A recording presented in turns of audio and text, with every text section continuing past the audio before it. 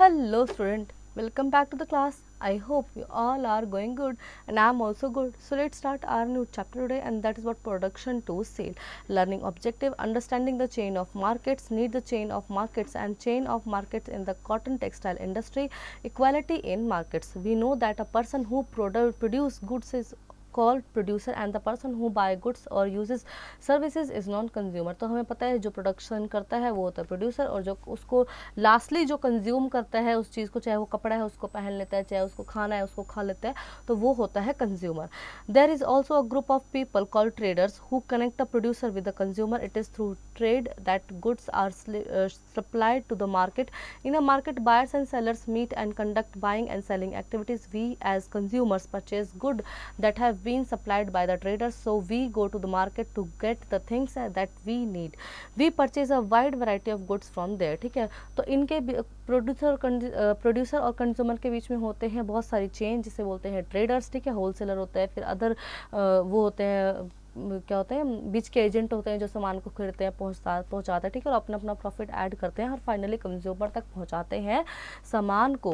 Then we have understanding the chain of market. The chain a chain of market refers to a series of market that are connected because product passes from one market to another. तो chain of market हम देखेंगे कि किस तरह से, कहाँ से production होकर और कैसे कंज्यूमर तक पहुँचता है.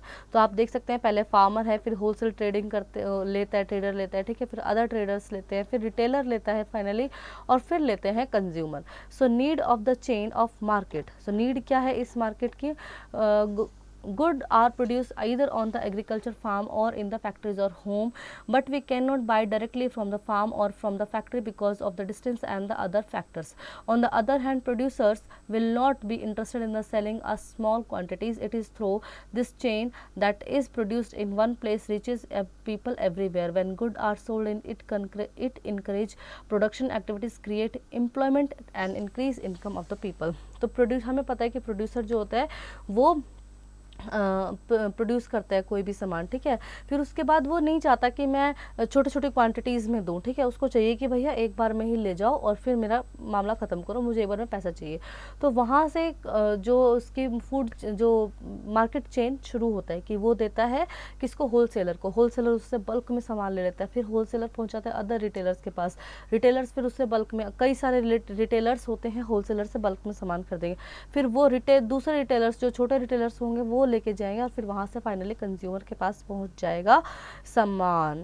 Then next we have is a chain of market links the producer of a good to the buyer and that of good in the market. देन चेन मार्केट जो है प्रोड्यूसर से सामान लेके कंज्यूमर तक पहुंचाने का तरीका है.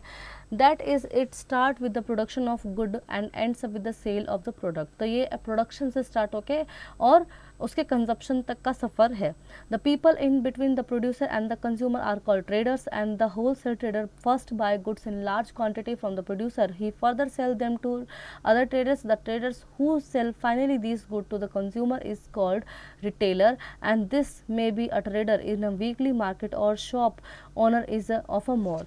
Then buying and selling takes place at every step in the chain. At every step people try to make profit. तो हर स्टेप पे, जैसे फार्मर से इसने लिया, होलसेल ट्रेडर ने लिया, इसने अपना प्रॉफिट बनाया, फिर अदर ट्रेडर ने लिया, इसने अपना प्रॉफिट जोड़ दिया, फिर रिटेलर ने लिया, उसने भी अपना प्रॉफिट जोड़ दिया. अब बेचारा कंज्यूमर क्या करेगा? उसको तो सबका प्रॉफिट देना ही पड़ेगा. ठीक है, लास्टली उसकी जेब से प्रॉफिट जाना, उसको तो प्रॉफिट मिलने वाला नहीं है. ठीक है, need of the chain of market. Goods are produced either on agriculture farms और इन द फैक्ट्रीज और होम. तो but we can not buy directly from the farms और from the factory because of the distance of the other factors. On the other hand, producer will not be interested in selling a small quantities. It is through this chain and what is produced in one place reaches people everywhere. When goods are sold in encourage production activities, creates employment and increase income of the people. ठीक है, तो यहाँ पे क्या होता है कि हमें पता है कि चाहे क्रॉप हो और चाहे वो हो क्लोथ, वो घर में कोई नहीं बनाता. क्रॉप भी डायरेक्ट फार्म से आ रही है और कपड़ा भी कहाँ से आ रहा है? फैक्ट्री से आ रहा है. अब जो फैक्ट्री ओनर है ना, या जो क्रॉप ओनर है, उसको नहीं चाहिए कि मैं एक एक को दूँ, उसको चाहिए भाई बल्क में लेके जाओ मैं, ताकि मैं अगले प्रोडक्शन की भी तैयारी करूँ, नेक्स्ट प्रोडक्शन स्टार्ट करूँ. तो वो दे देता है बल्क में होलसेलर को, और वहाँ से चैनल को पास करते हुए सामान आता है कंज्यूमर के पास, और सब अपना अपना उसमें क्या जोड़ते हैं? प्रॉफिट जोड़ते हैं. chain of market in the cotton textile industry. So farmer grow cotton on their piece of land. When the bolls of the cotton plant ripen and burst, farmer pick cotton, ठीक है। तो यानी cotton plant में से निकलता है, जैसे ही उसमें से कॉटन बाहर ऐसे निकलती है तो वो क्या करते हैं, उसको पिक कर लेते हैं, ठीक है। कॉटन को फार्मर्स तोड़ लेते हैं। And after collecting the cotton these small fact farmers do not sell it in the open market, they are bound to sell their harvest to the local trader, ठीक है। तो वो क्या होते हैं, लोकल ट्रेडर से बाउंड में जुड़े होते हैं। जैसे मान लिया कि एक गाँव में है और उसमें एक लोकल ट्रेडर है, ठीक है, उसके पास हार्वेस्ट ट्रेडर है, उसके पास बीज खाद की दुकान है, तो वो बोलेगा मैं तुम्हें बीज दे दूंगा पर बदले में तुम्हें मुझे अपनी सारी फसल, इतनी फसल देनी पड़ेगी, ठीक है। तो इस तरह से वो बाउंड होते हैं हार्वेस्ट लोकल ट्रेडर के साथ। This is because they had borrowed money from the trader and buy seeds, fertiliser, pesticides etcetera for cultivation. क्योंकि जो किसान है उसने ट्रेडर से क्या लिया है, पैसा लिया है कि तुम मुझे पैसा दे दो, जो मेरी फसल होगी उससे मैं तुम्हारा पैसा चुकाऊंगा, ठीक है। The small farmers do not have savings, they have to borrow money for the capital. The rate of interest on such loans is very high. In addition, the farmers have to promise to sell their cotton to the trader at lower rates than the market price. In this way, a small farmer earns a little money from the cotton cultivation. He earns barely more than that of wage laborer, ठीक है। तो यहाँ पे क्या होता है कि उसके पास पैसा तो होता नहीं है अपना, किसान के पास, तो उसको कहीं ना कहीं से बोरो करके और अपनी फार्मिंग करनी है। फिर वो बोलता है कि भाई बाहर मैं इतना हाई इंटरेस्ट पे करूँगा तो तुम्हें मैं मार्केट प्राइस से कम में अपनी क्रॉप दे दूंगा, ठीक है। तो इस तरह से उनका बाउंड होता है, बॉन्ड में के साथ वो बंधे होते हैं। और फिर जैसे ही उनकी कल्टीवेशन, कॉटन कल्टीवेशन होता है तो वो उसको देता है। और सबसे ज़्यादा जिसने सबसे ज़्यादा मेहनत की होती है ना किसान ने, उसको बहुत ज़्यादा फ़ायदा नहीं मिलता है। Fact check, the bolls which carry the cotton in terms do not burst open all at once, so it take many days to harvest cotton।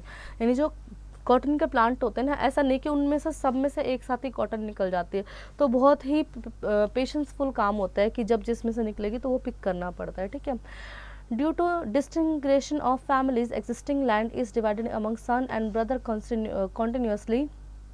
As a result, a person get a small plot of land. In India, about 80% of the total farmers have arms of less than 2 hectares. They are small farmers.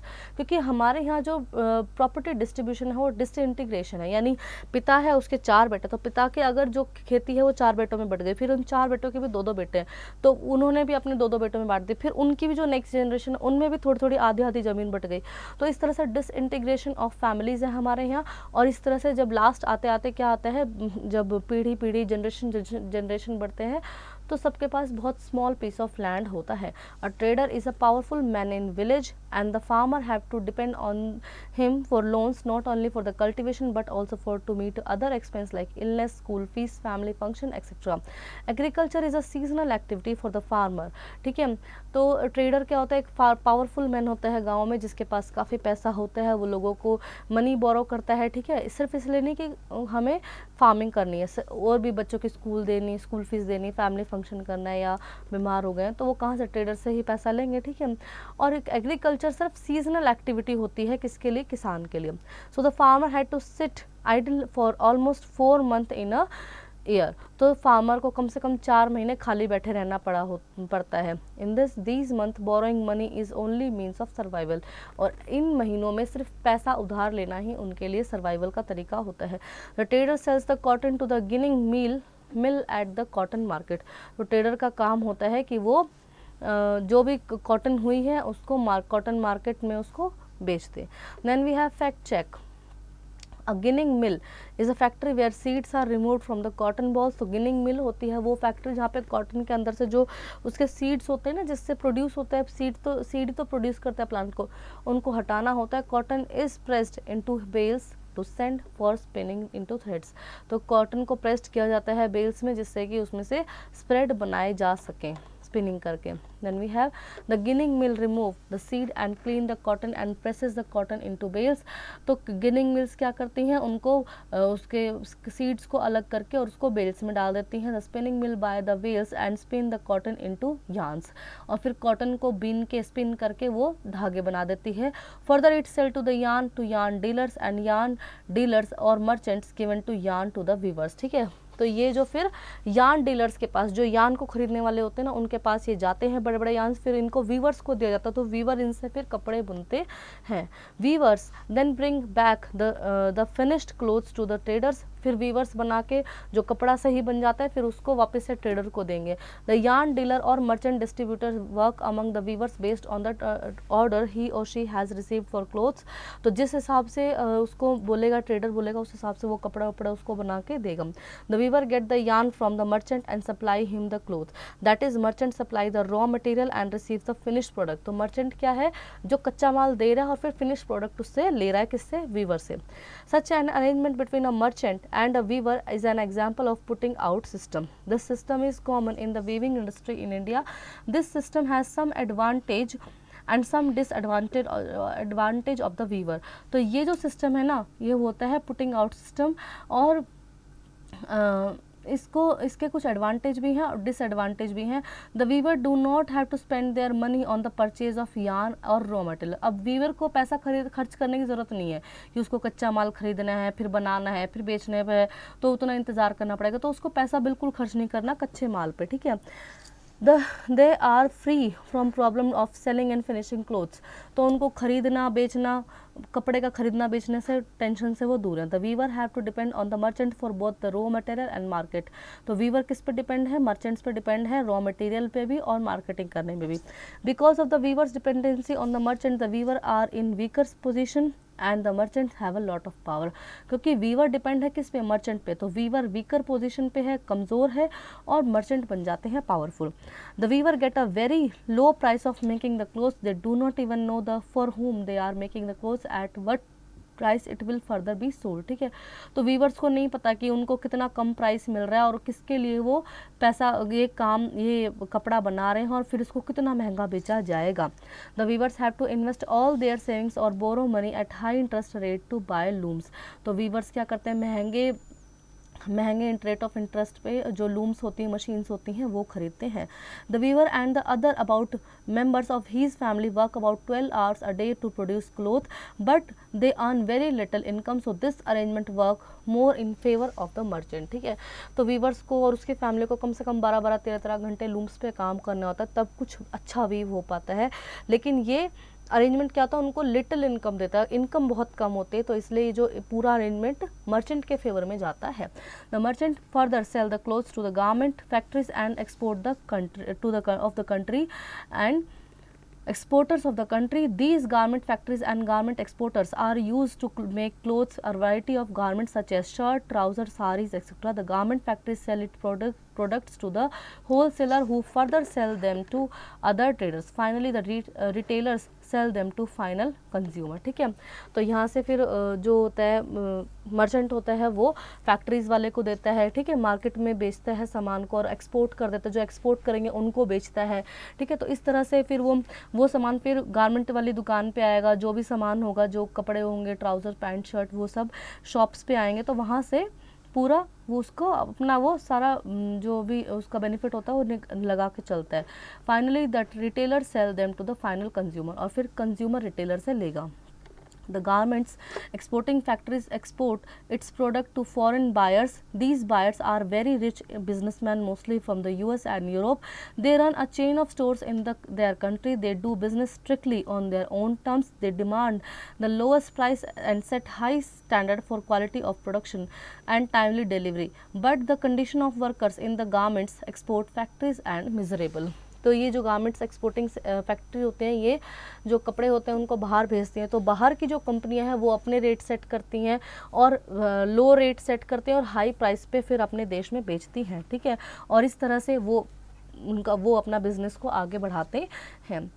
The workers have to do long hours of work, workers को बहुत लंबे समय तक करना पड़ता है। जो ये एक्सपोर्टर्स कंपनियाँ होती हैं, इनमें जो वर्कर्स की कंडीशन होती है वो काफ़ी ख़राब होती है, ठीक है। They get the lowest possible wages, कम वेज मिलते हैं। They are employed on the temporary basis पे काम मिलता है। Most of the workers are women, ज़्यादातर वीमेन हैं। They are employed and unemployed and low paid jobs such as helper for thread cutting and buttoning and ironing and packaging, ठीक है। तो उनको अनएम्प्लॉयड जॉब में रखा जाता है, जिसमें कि कटिंग हो गया, बटन लगाना हो गया, आयरनिंग हो गया, ठीक है। इस तरह से उनको काम दिए जाते हैं।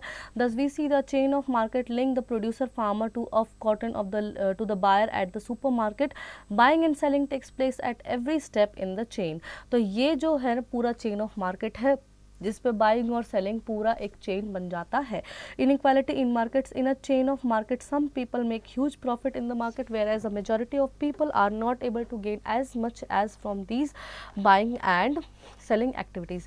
तो ये जो इनइक्वालिटी होती है ना, ये सब जगह ही चलती है और इस मार्केट में भी चलती है। कोई बहुत पैसा कमाता है और कोई बहुत कम पैसा कमाता है। They earn even very little income in spite of doing hard labour. और मेहनत करने वालों को तो वैसे ही कम पैसा मिलता है। अब चाहे आप किसान ले लो, चाहे कोई वीवर ले लो, ठीक है, जो मेहनत कर रहा है उसको पैसा ही कम मिल रहा है, ठीक है। The shop owner is a shopping complex can spend a lot of money to set up the shops whereas a trader in a weekly market has little money to run the shop. Shop owner को चाहिए shopping complex चाहिए, ठीक है, और उसको काफ़ी पैसा चाहिए तो एक दुकान सेटअप करने के लिए। वहीं जो वीकली ट्रेडर होते हैं उनको तो जस्ट सामान लगाया, दुकान लगाई और फिर ख़त्म हो गया तो चलो, ठीक है। ऑल्सो दे अनइक्वल अमाउंट, वो अनइक्वल अमाउंट अर्न करते हैं। The buyers in the weekly market are not able to afford cheapest of good while those in shopping mall are very rich people, ठीक है। तो जो वीकली मार्केट में जो shops लगाते हैं, जो बायर्स होते हैं, वो बहुत ज़्यादा पैसे एक्सपेंड नहीं कर सकते हैं। वहीं जो शॉपिंग मॉल जाने वाले होते हैं वो काफ़ी अमीर लोग होते हैं।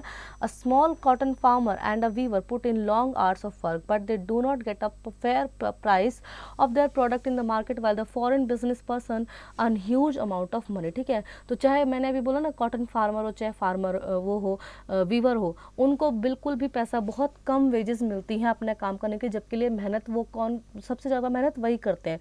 लेकिन वहीं जब सामान एक्सपोर्ट हो जाता है फॉरेन कंट्री में, वहाँ पे देखो कितना ह्यूज अमाउंट ऑफ प्रॉफिट लेते हैं। The garment exporter, the merchant and the traders earn moderate profit.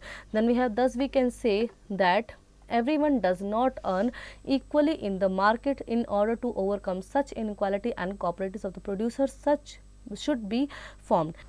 It should also be ensured that the laws, तो हमें ये देखना चाहिए कि सबको बराबर पैसा मिले, पर ऐसा यूजुअली मार्केट्स में होता नहीं है। कोई बहुत कम ले रहा है, कोई बहुत ज़्यादा ले रहा है, और इसके लिए लॉज आने बहुत ज़रूरी है। Fact check, in cooperative peoples and common interest come together and work for their mutual benefits. तो यहाँ पे जो लोग हैं ना, जो सेम काम करें, जैसे एक फार्मर हो गया और एक वीवर हो गया, तो उनको आके अपने बेनिफिट्स के लिए आवाज़ उठानी पड़ेगी, तभी कुछ हो सकता है। Keywords, trader, a person who buys a sell things as a job. Retailer, a person who sells goods to the public, and wholesaler, a person who sells good in large quantities to other people and then sell them to the public. Then we have points to know, a chain of market link the producer of a good to the buyer of that good in the market. The wholesaler trader first buy goods in the large quantity from the producer and he further sell them to the other traders. The traders who finally sell these goods to the consumer is called the retailer. In a chain of market, some people make huge profit in the market, whereas a majority of people are not able to gain as much from these buying and selling activities. So I hope children you really enjoy the chapter and you learn many more new things from the chapter. Now do practice at home.